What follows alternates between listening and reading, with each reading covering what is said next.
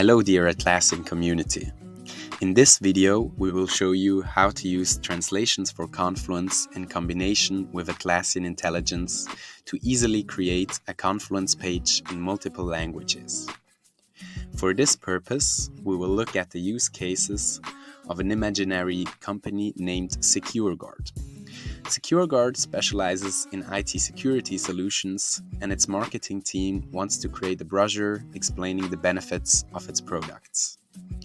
As a multinational company, SecureGuard must translate its brochures into all of its customers' languages.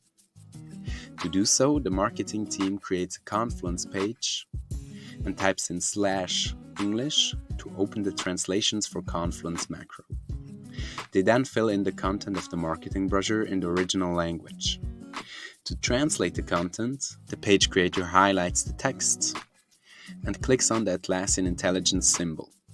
Now he types in his request, in this case, to translate to German. After the answer is generated,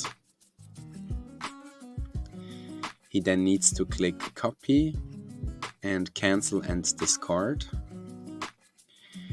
And he opens a new macro by typing in /German and paste in the text.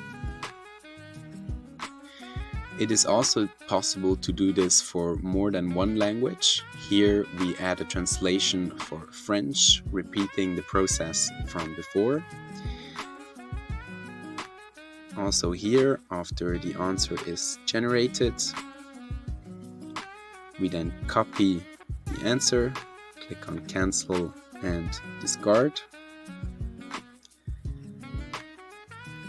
and then open a new macro by typing in /French and pasting in the text. Now the page can be updated. On top of the page, you can see a button where you can change the language, and by default the user will see the page in the language defined in his Confluence settings. For the use case of a marketing brochure, you may want to export the Confluence page as a PDF. When exporting the page, it's necessary to translate the title manually.